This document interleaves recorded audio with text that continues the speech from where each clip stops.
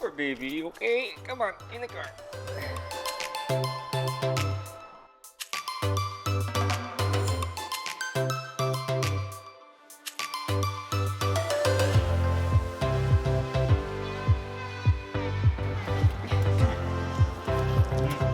No, go sit with your brother. Sit with your brother. I gotta get all my stuff. Alright, you guys be good. Ow. No, go back over here. I gotta get out. Bloop. How's it going, everybody? Welcome to the video. Dylan Johnson here, and to start things off, we're going to get straight into a shoulder workout. Now with this one, this is going to be a push workout focusing primarily on my shoulders with a little bit of chest thrown in at the end. The reason for that is my shoulders are what I'm trying to focus on right now, so they're kind of the main muscle group I'm working when I do a push day. Just because I want to try and develop that outer head of the delt, that really three-dimensional look to my shoulders, and really try and get as wide as possible. Now starting off, we're doing a seated overhead press with a barbell. If you don't want to use barbell, you can use dumbbells, whatever you want, but we're going to be doing 4 sets of around 6 to 8, so going a little bit heavier, really focusing on that slow, controlled negative. And one thing I really like about this movement in particular is you just throw yourself into a squat rack and you can throw those safeties up, so you can really go as heavy as you want without worrying about the weight coming crashing down on you or anything like that. You've got a nice safety rack right there. Big thing with this movement, really focus on that negative, so slow the weight down coming down, and as you're going up, try and press over your head. You can see I'm almost like clip my nose. I'm skinning my forehead on a couple of reps, I think, but really bringing it up and over my forehead so that I can squeeze my shoulders and my delts as much as possible. Now next, moving into some dumbbell lateral raises. On this, we're doing again about 4 sets, and for this one I did 12 to 15 reps followed by like 3 to 5 forced reps. So I just use a little bit of momentum and really force the weight up, as you can see here in just a second. But I use a lot of momentum and just swing that weight. So here you can see I'm taking a little bit of a pause, catch my breath, and then just really swinging the weight up and just focusing on getting a little bit of extra pump and working the muscle a little bit further past failure. So again, 3-4 sets, about 12 to 15 reps, and then a couple of forced reps. Now after that, moving into some rear delt movements here, and this is going to be a superset between bent over reverse flies and then a very wide grip bent over row. So you'll see here in just a second, but with this movement, really focus on pulling from your pinkies. That's really going to help isolate the rear delts and just really focus that muscle group a little bit more. Kind of a physical and mental cue is pull from your pinkies in order to activate those rear delts. Also, don't worry about maintaining a straight back too much. On this movement, you're not going to be going super heavy, so you don't want to be, or so you're not going to be hurting yourself. You're not going to be putting yourself too much at a risk of injury. Now, after we finish that, go straight into a wide grip barbell bent over row. So almost like a pendlay row. With this one, you can go a little bit heavier, but you want to try and maintain a nice straight lower back. As you can see, my arms are about as far out as I can go on one of these smaller bars, and I'm just squeezing straight from my rear delts. So just again, really activating those rear delts as much as possible. Now with that superset, it was 3 sets total of each exercise and about 12 to 15 reps on each exercise as well. Now once we finish that, move into, this is a kind of like a, this is kind of like a cross between a lateral raise and a front raise. It really helps to work kind of that tie-in between the lateral head of the delt and the front delt. This is something that I've started doing recently just because I've got that kind of lagging section of my delt there. You can almost see it in that clip here. There's like a little hole or a little gap in my delt. So you're bringing the bar up in like a V. Same thing you kind of would, just basically a cross between a lateral raise and a front raise. Bringing it up in a V, pulling your thumbs up instead of your pinkies up in order to really hit that kind of center portion between the front delt and the lateral head of the delt. Again, on that one, we're going to be doing 3 sets of around 10 to 12 reps. Really control the weight as much as possible. Now next, moving into our last rear delt exercise, or last delt exercise. This is something I really like to do. It's a lying cable face pull. I like to do these on lying because you can really isolate instead of using a lot of momentum or anything. And it's one of my favorite things just kind of do to burn the muscle out. So just grab a mat, throw it on the ground, and then you're going to be doing about 4 sets of 12 to 15 reps on this. Again, really focusing on those slow, controlled negatives. That's where we're going to get a lot of our muscle building and muscle breakdown, is from that negative portion of the rep. Now, once you finish that, we're going to move straight into a couple of chest exercises. First one being an incline movement of some kind. For me today, I just kind of like to alternate depending on how I feel. Today I really felt like doing this machine. This is a incline chest press machine, plate loaded, and for me on this one I did like 5 or 6 sets of about 12 to 15, even up to 20 reps, just because I was really feeling this movement.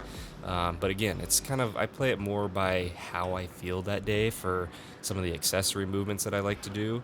And then once I finished that, I just did some standard cable flies, kind of incline cable fly, really focusing on just pumping up the chest as much as possible, burning it out, and really just finishing it off. So yeah, on this one, I think I did like 3 or 4 sets of, again, about 10, 12, and 15 reps. Just trying to finish the muscle off, not trying to do anything super heavy, just really pump it out. So yeah, hope you guys enjoyed this workout. Let me know if you have any questions or comments down below in the description, and let's get on with the video here. Alright guys, hope you enjoyed that workout. Don't forget to leave a comment down below in the description if you have any questions at all, and smash that like button if you give it a try. Definitely helps out the video. But let's get straight into the main topic of this video. We're going to be going over macronutrients, and this is going to be part 1 of probably 3 or 4 parts. I'm going to be taking you guys through how to set up your macros for either cutting, bulking, whatever your goals are. But in this video specifically, we're going to be going over exactly what macros are and why they're important. So we've got 3 macronutrients. You've got protein, carbs, and fats. Now, all of these are key components to maintaining a nice healthy body and to building muscle and just everything in your day-to-day life. So to start off with protein, one thing you need to know is there's 4 calories per 1 gram of protein. Now with carbohydrates, it's exactly the same. You have 4 calories for every 1 gram of carbohydrates. When you get to fat, that's where things change a little bit. So for every 1 gram of fat, you have actually 9 calories. So it's twice as much, more than that actually, than a single gram of protein or carbohydrates. Now, with this, we're going to go to get into just a couple points on each macronutrient as to why it's important in the body. Now to start off, protein is the main building blocks for building and repairing muscle. It's made up of several different amino acids which are essential to that process, and the process is called protein synthesis. This is basically the body's way of repairing that muscle after you've gone through a nice, heavy, intense workout in order to build it and repair it and get it bigger or stronger and so on and so forth. Now, for carbohydrates, they are essentially one of the main energy sources in the body. So that means that you want to be eating enough carbohydrates so that you're able to feel nice and active, high energy when you get into the gym, so you're able to actually push yourself. When you start getting into a lower caloric deficit, then you'll generally notice you're going to start getting a little bit more lethargic, you're not going to feel as good. But then if you say have a cheat meal where you have a whole bunch of carbs, all of a sudden the next day or that afternoon, you might feel a little bit bloated, but you're feeling a lot better. Your energy is spiked up because you've had all those carbs. Now, with carbs specifically, there's a couple different types. You have a simple carbohydrate, and then you have complex carbohydrates. An example of simple carbohydrates are things like sugars. These are carbohydrates that break down in your body really fast. So they're great as like a pre-workout source of energy because your body's going to digest them really quickly. It's going to get into your bloodstream and it's going to give you that extra boost of energy. However, you'll notice that with the fast digestion, you're also not going to stay full as long. So they're going to go through your system really quickly. Now, complex carbohydrates, things like whole grain, whole wheat, stuff like that, they're a lot slower digesting. So what that means is it's going to help you to stay full a lot longer. Now, with these kinds of carbs, they're definitely good to throw in throughout your day so that you can maintain a nice, consistent meal timing. Because if you start throwing in a lot of fast digesting carbs, you're going to get hungry within 10, 20, 15 minutes after you finish that meal, versus a slow carbohydrate, it'll last you a couple of hours. Now, for fats, they're essential for good health. So a lot of people will tend to try and cut fats out of their diet completely. That's a very bad thing to do, because fats are essential to the body because they do several different things. One, they're also a very good source of energy. So as our carbs get a little bit lower, the body will start using fat for energy as well. You've also got things like ketogenic diets, which is a very, very low carbohydrate diet, but it's a very high fat and high protein diet, meaning that the body is using the fats for energy instead of carbs. However, for the most part, fats are just kind of a supplemental source of energy as opposed to the carbohydrates. However, fats are great to help keep you full. So with essential fatty acids, things like avocados, nuts, things like that, when you eat them, you'll generally notice that you'll feel a little bit fuller, a little bit longer. Same thing when you eat more complex carbohydrates. Another thing that's great about fats is they help you digest and they help you absorb all your micronutrients. So things like your vitamin A, C, B, different things like that. So this has been just kind of a quick overview of exactly what macronutrients are, why they're essential to you, what they do in your body, things like that. In the next couple of videos, we're going to start breaking them down a little bit further into how much of each macronutrient do we need in our diet and how do we calculate those in order to hit our goals. Say if we're cutting, if we're bulking, if we're just trying to maintain our weight, whatever our goals might be, we're going to figure that out in the next couple of videos. So I hope you guys have enjoyed that, and let's get on with the video. Good morning, everybody. It is currently about 4:50 in the morning, so got a couple things to talk to you guys about. But first, I'm getting ready to head to the gym, so I'm going to be taking my pre-workout, which for right now, what I've been taking as a pre-workout is one serving basically of Hydroxycut, Hardcore Elite. I don't know what the difference is between all of them, but basically with this, it's got about 270 milligrams of caffeine. So for that, that's pretty much enough to wake me up. It's also a bit of a thermogenic, which is what I really like. So these are, don't drop them. But this is what I take in the morning before my workouts. Now with this, it is recommended that you normally take it before you're actually going to eat a meal. But for me, I've done some testing with it and tried it out myself, and I found that it doesn't upset my stomach, so it's alright for me to take on an empty stomach because I am working out fasted. So yeah, I mean, if you do end up taking something like this, try it yourself first before you do anything like that. Like I said, it is supposed to be taken about half an hour before you actually eat a meal, but But for me, like I said, I've tried it. It doesn't upset my stomach. Unlike some pre-workouts I've taken before fasted, and I just feel like I'm going to puke my entire workout. So these work all right. It's mainly just caffeine and a bunch of yohimbe, and a few other things for a thermogenic effect. So not too bad. Pretty decent. Whether or not they actually work, I don't know. Diet is the main thing you want to focus on when you're trying to lose weight. Don't necessarily count on things like these pills. They're just a supplement. They're not going to give you your weight loss. Your diet is going to get you your weight loss, your cardio, all that stuff. But moving on, I'm also going to be, where'd I put it? So I'm also going to be making up a scoop of BCAAs. So with being fasted, something that I recommend is if you guys are doing any kind of fasted workouts, fasted cardio, fasted lifting sessions, things like that, I would always recommend using BCAAs and sipping on them during your workout, because it just helps to prevent any kind of catabolic muscle breakdown. They aren't super expensive, but like I said, it really depends on what you're doing. If you're doing any kind of fasted stuff, I would definitely recommend them.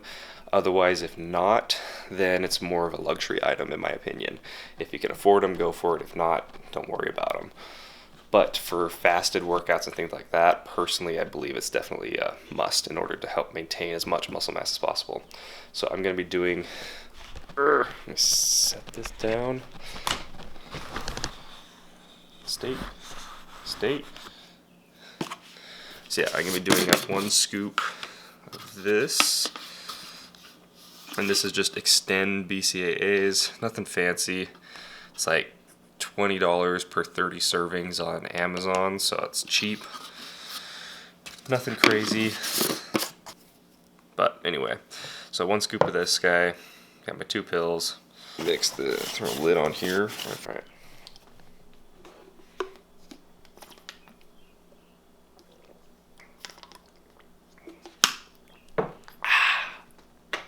Oh, excuse me. All right, let's head to the gym. Alright guys, just finished up at the gym. Now I wanted to talk to you guys a little bit about a couple of things. So I actually didn't record today's workout, so I'm going to actually, after I finish this, I'm going to play a workout from last week that I recorded and haven't edited. Just so you guys have something to go off of. It's basically the same workout, but the reason I didn't record is because I actually had to change gyms. So, and this is nothing against the other gym that I was at, but the owners of the other gym that I used to go to, they asked that they asked me to stop recording, basically. And again, nothing against them at all. I completely understand. They were really cool with it, but they've gotten some new members in that are a little uncomfortable around a camera, yada yada, kind of annoying, but I completely understand. The biggest thing with that gym is that the demographic and the members are primarily like upper class elderly people, so I understand why they are like uncomfortable around a camera and things like that. I mean, it's completely understandable, nothing to really worry about, but that did mean, like I said, I had to find a new gym. So I ended up finding a gym that's just around the corner from my house. It's called Peak Fitness. I don't know if you guys can, oh wow, super blown out. That's, oops, wrong one. Let's do this. Come on. There we go. So, yep. There we go. All right. So, yeah, it's called Peak Fitness. It's definitely a lot more of a gym versus the gym I used to go to was, like I said, what's target demographic was a lot more seniors, things like that. It just happened to be a really nice regular gym. But the reason I didn't record my workout today is because this is my first time at this gym, and I just really didn't want to get in anybody's way until I kind of know my way around, kind of get a feel for the layout of the gym, things like that. So I just kind of took the day to myself, got to know the gym a little bit more, and just really hit my workout pretty hard. So today was a pull day, so I did back, biceps, and then finished off with just a quick couple sets of shoulders, because I'm trying to hit shoulders like 3 or 4 times a week. And then I finished off with 20 minutes on the stair mill, because that was one thing that I wanted to have as a requirement for any gym that I found, is they had to have a stair mill. It's my favorite form of cardio, so wherever I just ended up going, they had to have a stair mill. But yeah, did about 20 minutes on the stair mill, pretty high intensity, burned about 200 calories according to the machine. Anyway, I'm going to head home. I'm going to go through the workout like I was talking about from last week. So let's jump into that right now. And if you guys have any questions, don't forget to leave them down below in the comments. Let's go. Alright guys, starting off, we're going to be doing a dumbbell row.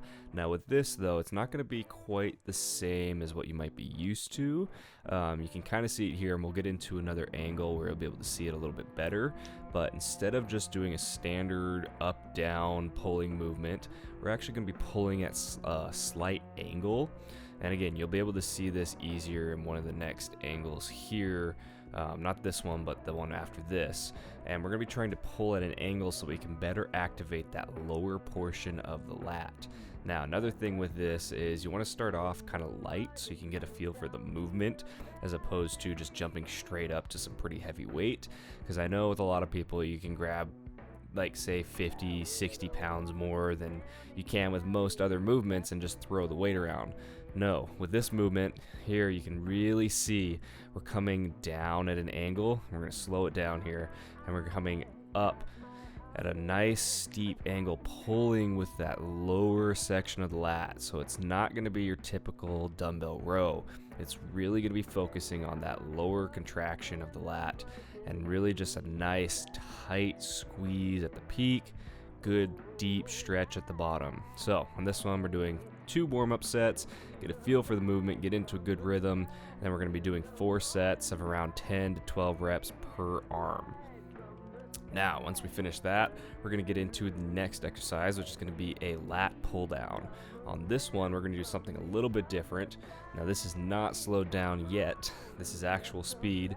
We're going to be doing a 2-second pause at the bottom of the rep. So we're going to be focusing on about 3 to 4 sets, say 6 to 8 reps, where we're going to be pausing for about 2 seconds at the bottom. So here we're slowing it down again. Come down nice and tight, squeeze and pause right there. You want the bar to be right at about chin level when you pause. That way you're not going to put your shoulders in a vulnerable position. Squeeze those lats together as hard as you can. Now, if you need to, you can use like Versa grips or wrist wraps, whatever you want in order to actually be able to hold the bar. On this one, we're going a little bit heavier, so we want to be able to maintain our form as much as possible. So whatever you need to do to assist yourself, go for it. Just make sure you're keeping to strict form. That's the key. Now, once you hit that 6 to 8 reps, then we're going to just start pumping out another 3-4 reps until we can no longer get the bar down to our chin. That's going to be, again, second exercise, 3-4 sets, like I said. Now, once we finish that, we're going to go into a seated cable row. Now, this one, I found this kind of grip. I like to change up my grip and what kind of handles and things I use from time to time. But on this one, again, you can see we're slowing it down a little bit. Really focus on pulling as far into the chest as you can. Keep your lower back nice and straight if possible. I'm not going to be hinging from the waist very much, trying to stay as upright as possible, and really squeezing my shoulder blades together at the peak, allowing them to push forward a little bit at the bottom so I'm getting a nice deep stretch, and just really focusing on controlling the weight as much as possible, not just throwing it around. On this one, we're going to be doing another 3 sets of, again, around like 10, 12, even up to 14 or so reps. I'm not too focused on my reps. I'm just really focused more on feeling the movement out. Now, once we finish that, we're going to get into some isometric movements. So we're going to be doing a single arm lat pull down on a cable machine. And on this one, I like to use a cable so that I can kind of rotate my wrist to whatever feels the most natural in this movement. As you can kind of see, as I'm coming up, I'm rotating my wrist forward, so my palm is facing forward, and then I kind of turn my palm in towards myself as I come down. This just allows me to get a tighter contraction at the bottom of the movement. Do whatever you feel the most in this movement, but we're going to be doing about 10 to 12 reps. Again, not necessarily counting our reps, just really focusing more on the contraction for each movement, and then about 3 or 4 sets. On this one, if you can, try and avoid resting between arms. So you're just going to go back to back, one arm to the next, boom, boom, boom, boom, boom, for all 3 or 4 sets. This is really going to be a great one to kind of finish out those lats. Now, after that, we're going to be doing a seated kind of bent over shrug row. On this one, it's going to be targeting more that center and upper back, and especially our traps. So as you can see, I've got my belt on, going a little bit heavier, leaning forward on the bench, but keeping my back as straight as possible. And I'm pulling up, squeezing my shoulder blades, squeezing my traps. And then I'm also going to be taking a rest pause at the end. Now what that means is I'm going to rest for about 3, 4, 5, up to 10 seconds, as you saw, and then continue and pump out another couple reps. Again, on that one, about 3, 4 sets, and just go for what you feel. Don't necessarily count your reps. Once we finish with that, we're going to move straight into some biceps. Not doing a whole lot on this one. We're just doing some alternate dumbbell curls. With this, really focus on keeping your upper arm, so from your elbow to your shoulder, as straight as possible. That's going to keep nice strict form, focus the tension on the bicep, take out the shoulder from the movement, and just really isolate those biceps. As you can see, we're going to be rotating our wrist up and out as we come up, squeeze from those pinkies in order to get a little bit tighter contraction on the bicep. For this one, I did about 5 or 6 sets of like 8 to 10 reps, even down to 6 reps if I wanted to a little bit, or go a little bit heavier, whatever I kind of felt. I just kind of did 2 movements for bicep on this day, nothing crazy, mainly because I'd already smoked them pretty good with my back workout. Then once we finished that, moved into some hammer curls, just to again kind of hit the forearms a little bit, hit the longer head of the bicep, change up the movements. And then this was pretty much going to be it for biceps for today. So again, I did about 4 or 5 sets on this one. Just kind of felt the movement out, didn't really count my reps, and just really went for that pump and focused on the contractions. Now, one thing that I did with this workout to finish it off was I did a slight core circuit. Now, I haven't been doing core a lot, so I haven't been doing core a lot recently, so I didn't do anything too crazy. Just did some kind of oblique crunches here, about 6 to 8 per side, and then I switched around, did about 6 to 8 on the other side, and then I did just some cable crunches, which you'll see in a minute. But one thing I want you guys to focus on anytime you're doing core is when you're doing the contraction of the movement. So when I'm coming up and crunching my obliques or my side, I'm exhaling as hard as possible. Unfortunately, I don't have the audio for this clip, so you can't really hear me. You'll see it in later videos and in other videos when we get into more specific core training. But really focus on exhaling as hard as you can, because what that's going to do is going to help increase that contraction at the peak of the movement. Trust me, give it a try next time you're doing core, and I guarantee you'll feel the difference. So with this, again, just kind of about 8 to 10 reps each side, and then I superset it with the cable crunch. On the cable crunch, didn't go too heavy, but again, about that 8 to 10, 12 reps, whatever it kind of felt like. And then I just did kind of 3 circuits of this, so I didn't really rest between exercises, just went back to back. The exercises are right next to each other, so I didn't have any rest between them, and just went back to back to back and finished out my workout. So in this one, really focus on stretching the serratus. As you can see, when I'm coming up, I'm really letting my core stretch out at the top and then squeezing down. Exhale as hard as you can in order to really tighten that core and increase that contraction. So I hope you guys have enjoyed the video. Don't forget to smash that like button. That's going to be it for me today, and I will see